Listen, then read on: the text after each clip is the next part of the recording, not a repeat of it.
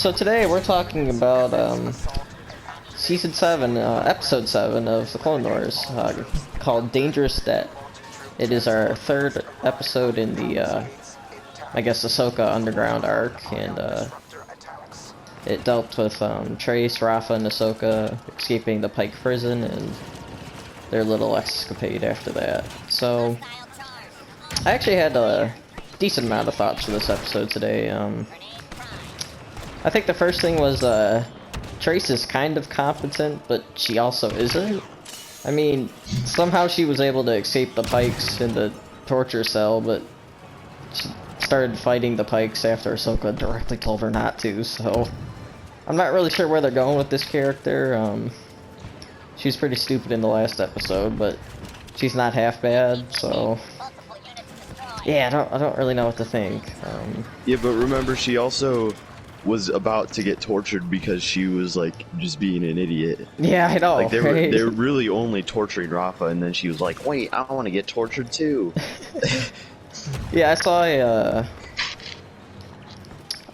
you know how Disney releases those like minute clips, yeah, of the videos. So like the top comment was, "Welcome to a new edition of Trace Has Big Brain," and I thought that was pretty funny.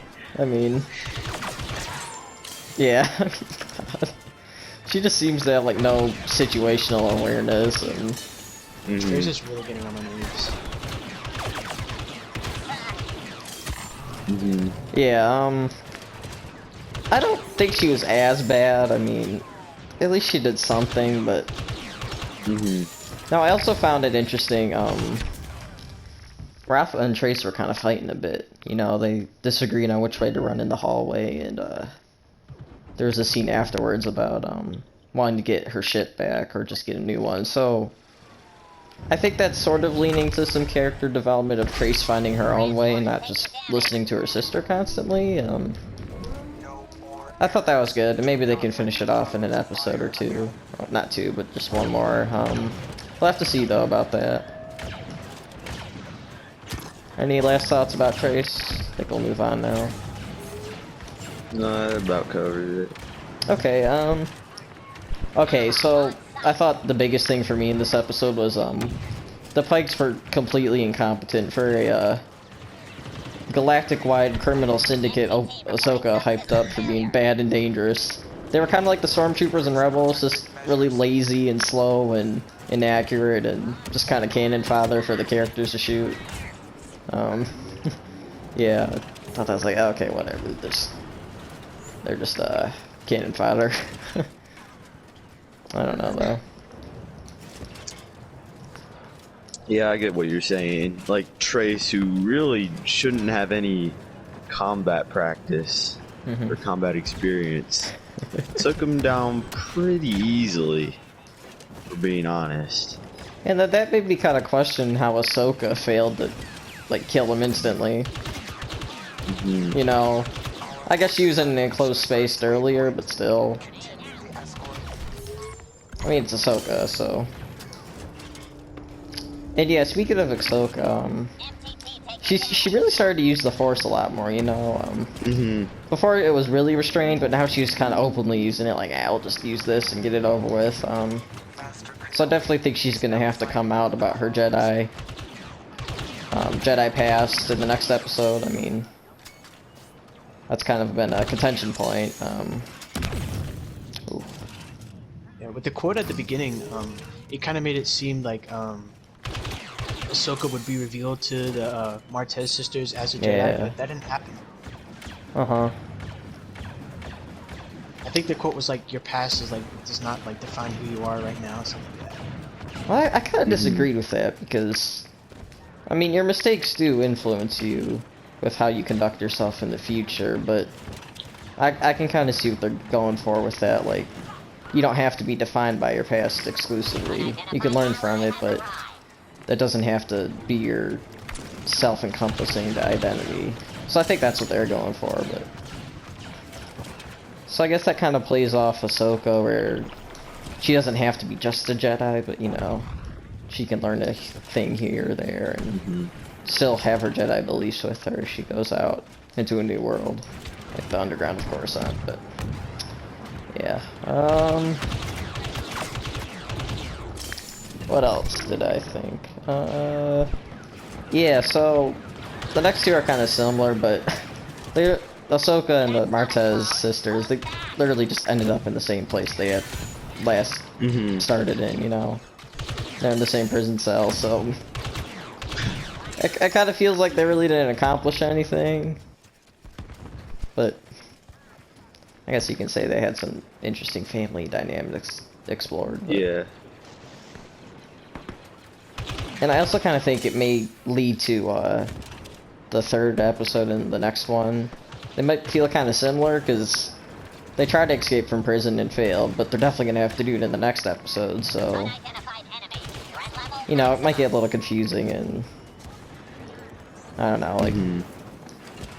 Yeah, we'll see. But I guess when the Mandalorians came in, So yeah, how do you guys feel about the Mandalorians? They were kind of Easter egg drops, but... Yeah, I like that.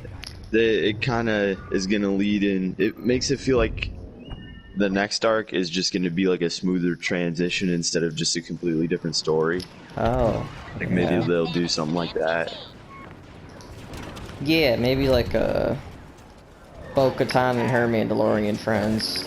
They can like pick up Ahsoka and give her a ride to Mandalore, and that's obviously where the Siege of Mandalore is going to start. So, yeah, I guess that can make sense. Know, like, I kind of want to know more like what the Mandalorians are doing on. Yeah. Because they talk about something about like a mission, but we never get anything more than that. Yeah, they're kind of just there, you know. It wasn't explained. Maybe I'm guessing they were when they were talking about the common enemy, they were just trying to like take a hit on the Pikes, like try to stop them or something. I mean, I guess that's. I don't really know what the Mandalorians would be scrapping with the Pikes for, but that's really the only thing I could think of. Damn, dude. What else? And I think the last thing I thought, at least, was most of the time we kind of see the Jedi as like perfect peacekeepers that were you know, put into a bad situation with Order 66, like they were just victims. But you know, kind of this episode in the story of Rafa and Trace's parents kind of showed that, you know, the Jedi have to make sacrifices here and there and ruffle some feathers the wrong way, you know. So I kind of like that they weren't just, you know, benevolent peacekeepers, you know. Stuff can go wrong with the Jedi, it's not always perfect. That's what my dad pointed out, but it makes sense. I mean, how do you guys feel about it? Did you talk about the Zero flashback? Yeah. Well, I have one more thought about like that, the whole Jedi thing. It kind of felt like the Avengers, like how they had to, like in Civil War, how they were basically being penalized for all the destruction when they were saving the world. Kind of felt like the same sort of thing. Yeah. So like, yeah, I thought that was interesting how they just kind of transferred it over to Star Wars.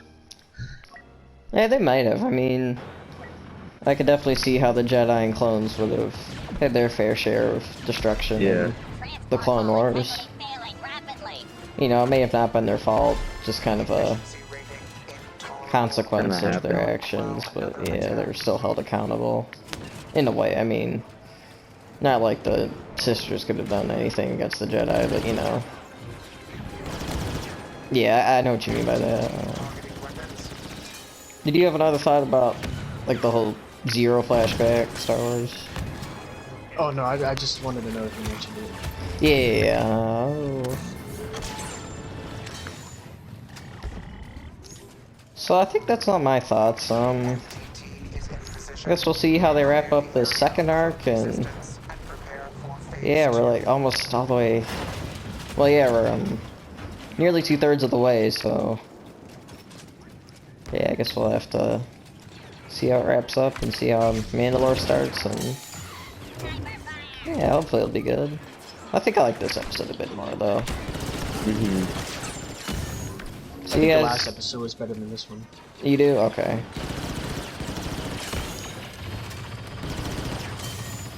Alright, so have any last thoughts about today's episode? No, that's it. Alright then, so with that, wanted off. Thanks for watching and see you next time.